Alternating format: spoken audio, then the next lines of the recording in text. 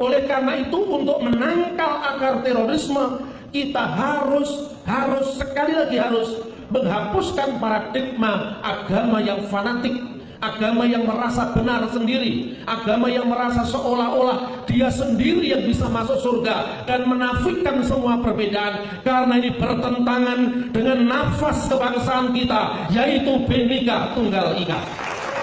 Ini sudah disampaikan oleh Mas Ahmad Basarah tentang sidang di Dokoritsu Chunbi Chosake, Badan Usaha Persiapan Kemerdekaan Indonesia.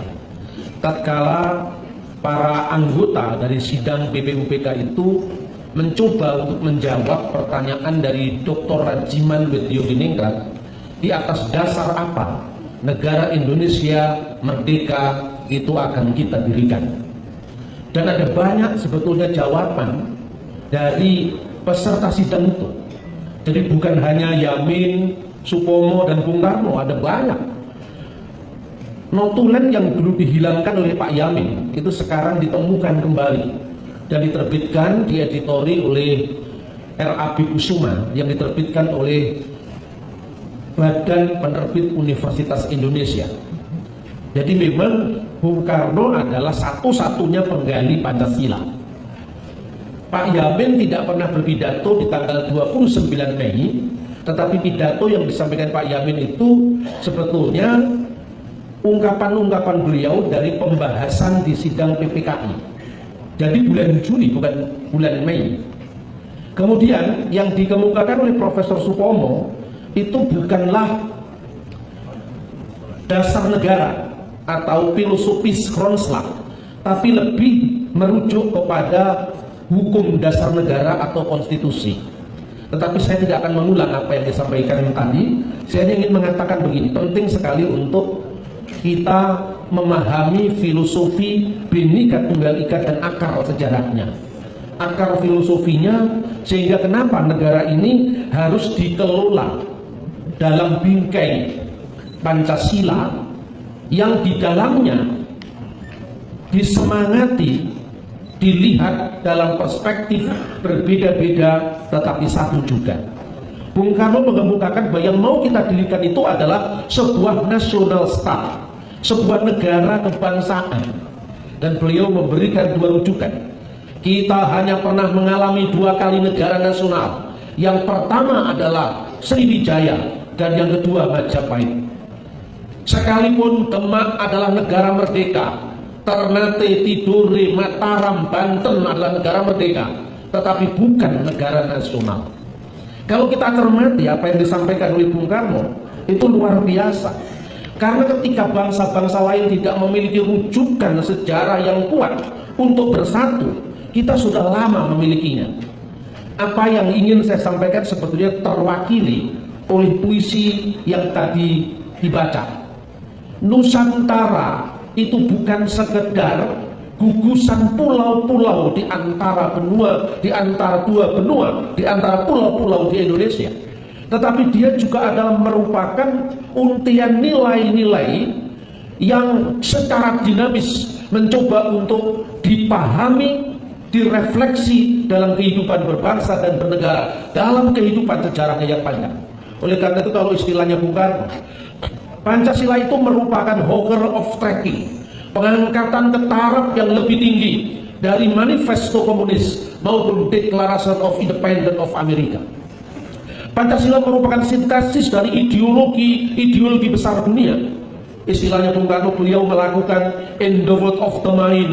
Saya pergi ke Eropa Timur, belajar dari manifesto komunis, belajar dari Friedrich Engels dan Karl Marx. Tidak berarti komunis. In the world of the mind, pergi ke Amerika untuk membaca, mempelajari Declaration of Independence of America, tetapi tidak menjadi liberal.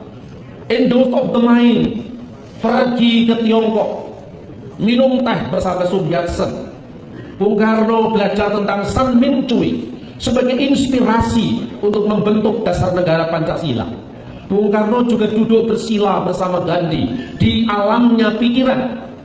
Dan dari Gandhi, Bung Karno tadi sebagai dikatakan oleh Ahmad Basarah, mengutip dari kata-kata Gandhi, my nationalism is humanity.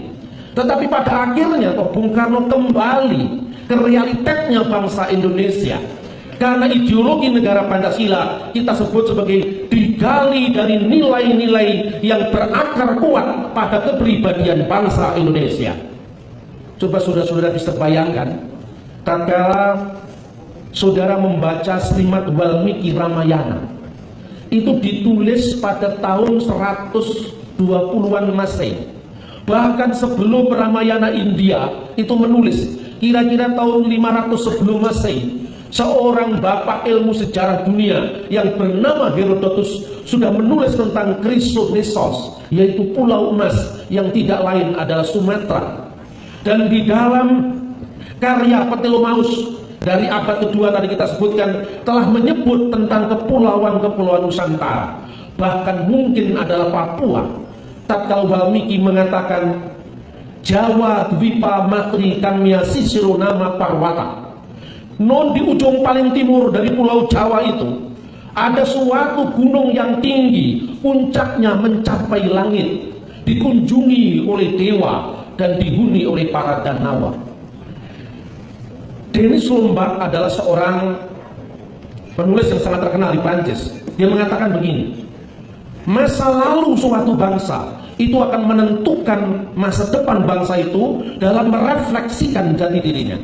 Dan bangsa yang memiliki warisan kemajemukan lebih lama, maka bangsa itu lebih arif untuk mengelola perbedaan.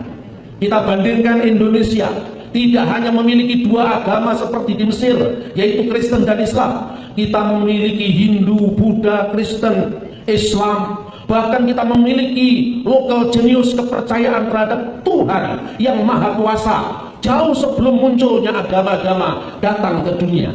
Nilai-nilai luar itu tidak ditolak, tapi direfleksikan kembali dalam konteks pribadi bangsa. Tatkala Hindu masuk, Buddha masuk, diterima dengan senang hati, welcome, selamat datang. Naskah Sunda dari abad ke-5, Siska Kanda Ingkarsi yang berkata, Mangku bumi bakti di ratu, ratu bakti di dewata, dewata bakti diam. Ada hierarki ketaatan seperti taatnya seorang mangku bumi kepada rajanya dan raja kepada dewata.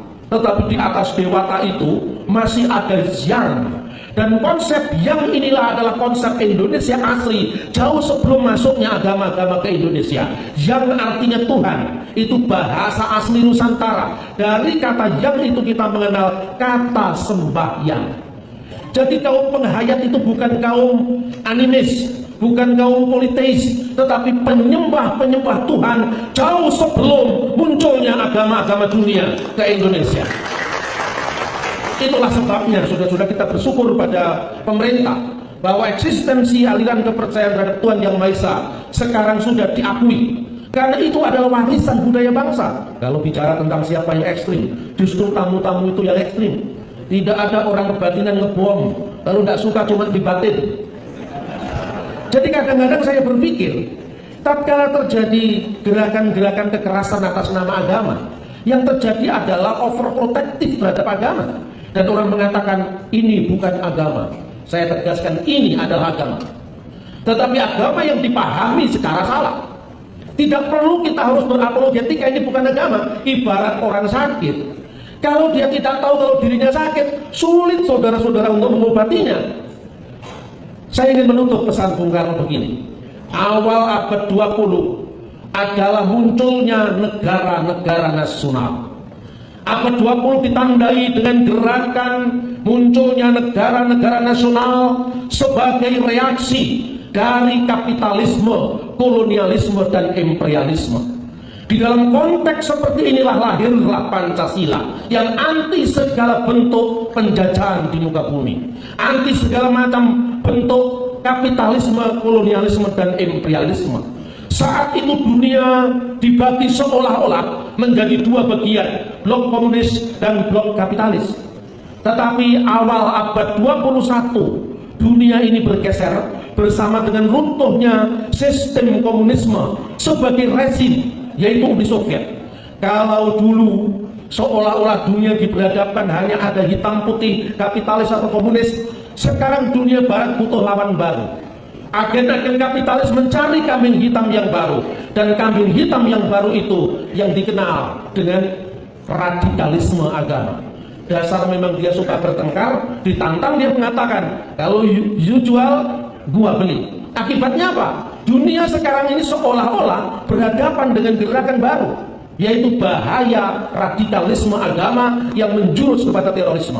Ini harus kita akui jujur. Di depan Pusara Bung Karno tahun 2006, saya diundang oleh Mas Jarod, saya berpidato di sana.